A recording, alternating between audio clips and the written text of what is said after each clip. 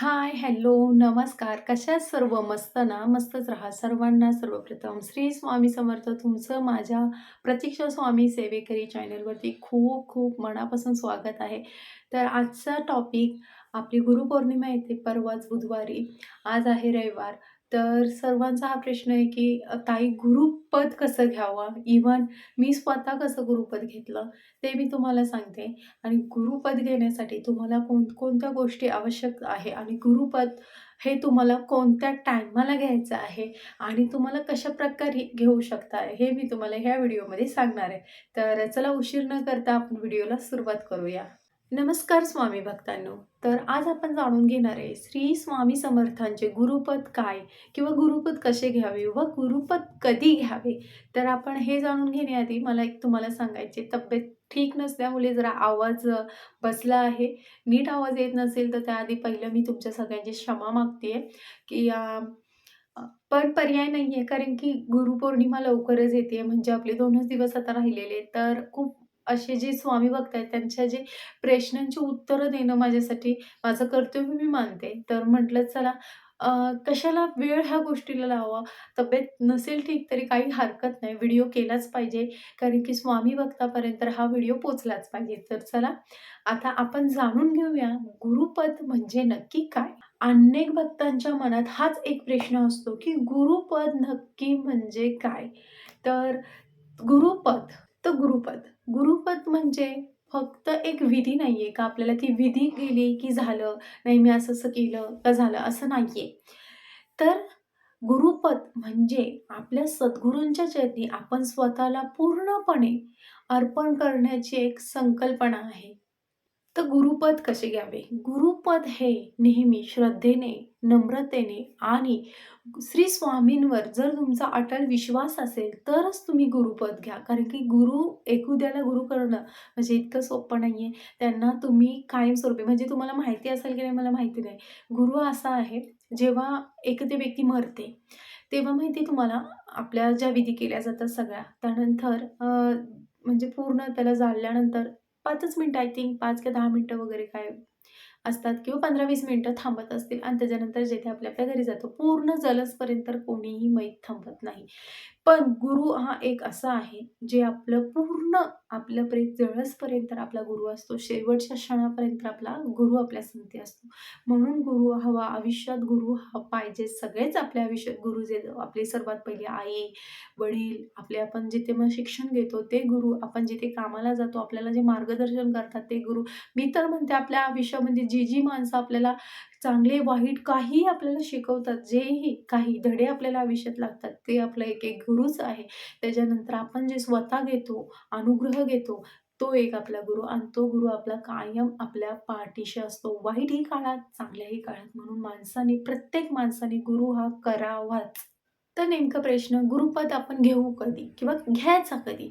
तर गुरुपद हा तुम्ही गुरुवारी घेऊ शकता, गुरुपौर्णिमा निमित्त घेऊ शकता, दत्त जयंतीनिमित्त तुम्ही घेऊ शकता किंवा आपले गुरु म्हणजे आपल्या स्वामी महाराजांचा जेव्हाही कधी उत्सव असतो, कुठलेही सण असतात, तेव्हा हे तुम्ही कधीही घेऊ शकता. तुम्हाला जेव्हा वाटेल तेव्हा तुम्ही गुरुपद घेऊ शकता. आणि हो, गुरुच्याबद्दल तुम्हाला एक उद्यावेळी आता आपल्याला असं वाटतं, की मला इतके अनुभव आलेत, मला इतके स्वामी महाराजांचे किंवा कुठल्याही देवाचे, मी म्हणत नाही फक्त आपले स्वामी महाराज किंवा दत्त महाराज, कोणत्याही देवाचे तुम्हाला जे अनुभव येतात किंवा आपल्याला असं वाटतं की नाही, मला ह्या संकटातून बाहेर काढले, आता मला कुठेतरी त्यांना गुरु करूसं वाटतंय. तोही दिवस तुमच्यासाठी शुभ असतो, तेव्हाही तुम्ही गुरुपद घेऊ शकता. असं काही नाहीये का गुरुवारी घ्या, गुरुपौर्णिमेलाच घ्या. पण सहजासहज माणसं म्हणजे आपल्या केंद्रामध्ये किंवा मठामध्ये वगैरे गुरुपद हे गुरुपौर्णिमेच्या दिवशी घेतलं जातं. मी स्वतः वैयक्तिक म्हणजे जे गुरुपद आहे ते मी गुरुपौर्णिमेच्या दिवशी घाटकोपरमध्ये आमच्या जिथे मी राहते तिथेच हे होतं, आपलं केंद्र होतं. तर केंद्रामध्ये मी घेतलेलं आहे आणि मी जेव्हा घेतलं तेव्हा गुरुपौर्णिमा होती, म्हणून मी सांगते गुरुपद हे तुम्हाला जर घ्यायचं असेल तर तुम्ही केव्हाही घेऊ शकता. पण गुरुपद घेतेवेळी तुम्ही आपल्या मठात किंवा केंद्रातही घेऊ शकता. पौर्णिमेला घेतल्या जातं.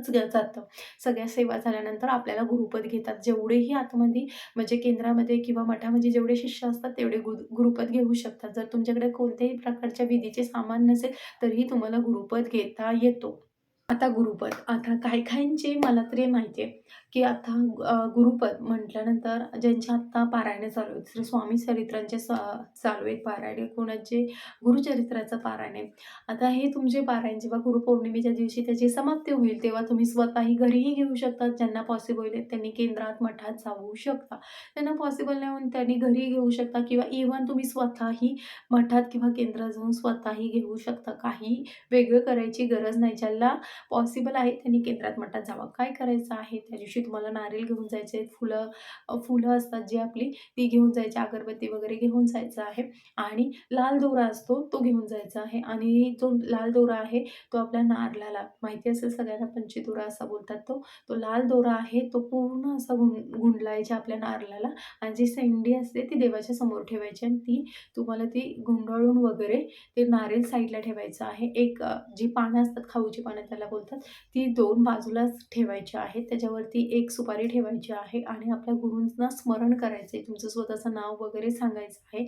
स्वामींना तुम्ही तुमच्या कुलदेवताचं वगैरे स्मरण करून तुम्ही ते पान आहे जे तुम्ही ते साईडला काढलेलं आहे, त्या पानाला स्मरण करून आपले गुरु समजून तुम्ही साईडला काढून तिथे तुम्ही स्मरण करायचं आणि गुरुपद घ्यायचं आहे. गुरुपद घेतेवेळी तुम्हाला मी पहिलेच सांगितलं, तुमच्या कुलदेवताचं, तुमचं स्वतःचं नाव आणि तुमच्या गुरुचं नाव, जे मोस्ट इम्पॉर्टंट तुमच्या गुरुचं नाव घेतल्यानंतर तुम्ही हे गुरुपद का घेता आहात, कशासाठी घेतात आणि स्वामींना किंवा कोणत्याही जे तुम्ही गुरु करणार आहात त्यांना वंदन करायचं आहे, की मी तुमच्या सर्व तत्वांवरती चालेल आणि मी कुठल्याही जी सेवा घेतली आहे त्यातून मी कधीही पाठी सरणार नाही वगैरे जे तुम्हाला काय बोलायचं आहे ते तुम्ही बोलायचं आणि त्याच्यानंतर तुम्ही ते गुरुपद घ्यायचा. हातावर तुम्ही उजव्या हातावर पाणी घ्यायचं.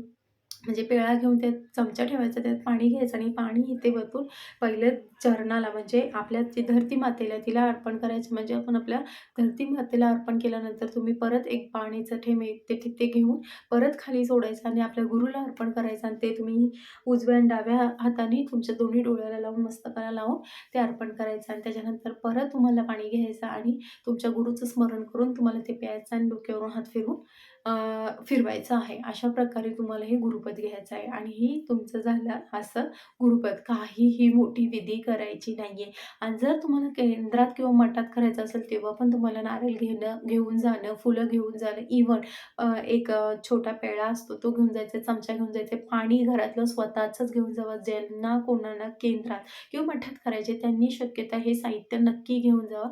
त्यांना तिथे पॉसिबल होणार नाही, त्यांनी घरी करा. तर अशा प्रकारे गुरुपद घेतलं जातं. हे साधं सोपं गुरुपद आहे. तुमचं सगळं पारायण झाल्यानंतर तुम्ही हे घरीही करू शकता. इव्हन तुम्ही कोणी पारायण करत नसेल तरीही तुम्ही संध्याकाळच्या वेळी किंवा जेव्हा तुम्हाला टाईम भेटेल तेव्हा तुम्ही फक्त दिवा लावा. जेव्हा मधल्या टायमिंगमध्ये करत असाल दिवा लावा, धूप, अगरबत्ती वगैरे लावून स्वामी महाराजांच्या देव्हाऱ्याच्या समोर बसून हे गुरुपद घ्या. जर तुम्ही पारायण करत असाल तर पारायणाच्या समोर घेतलं तरीही चालेल.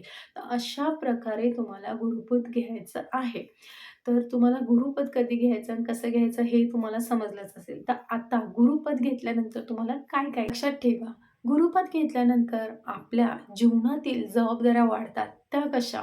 घेतल्यानंतर शक्यतो हे नियम नक्कीच तुम्ही पाळा. श्री स्वामी समर्थांचे रोज नामजप हा तुमच्याकडून झालाच पाहिजे.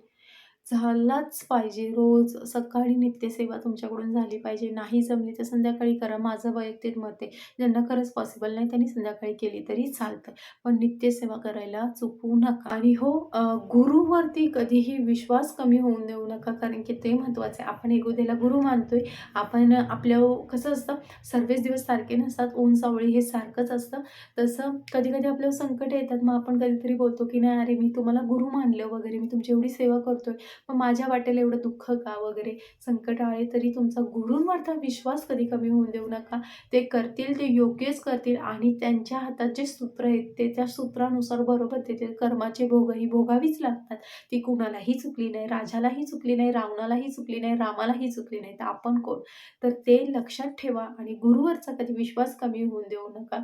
तर ही अशा प्रकारे जी गुरूंची सेवा आहे किंवा गुरुपद घ्यायचं आहे, तर अशा प्रकारे गुरुपद घ्यायचं आहे. तर तुम्हाला हा व्हिडिओ कसा वाटला ते नक्की सांगा. तुमचे जे नातेवाईक, फ्रेंड्स वगैरे असतील त्यांना आपला व्हिडिओ नक्की शेअर करा आणि हो, या गुरुपौर्णिमेला तुम्हीही नक्की गुरुपद घ्या आणि जमल्यास केंद्रात घ्या किंवा मठात घ्या किंवा स्वतः घरीही घेऊ शकता. तर अशा प्रकारे हे गुरुपद घ्या आणि व्हिडिओ आवडला असेल तर नक्की लाईक करा, सबस्क्राईब करा आणि पुन्हा एकदा सांगते कमेंटमध्ये श्री स्वामी समर्थ लिहायला विसरू नका. श्री स्वामी समर्थ.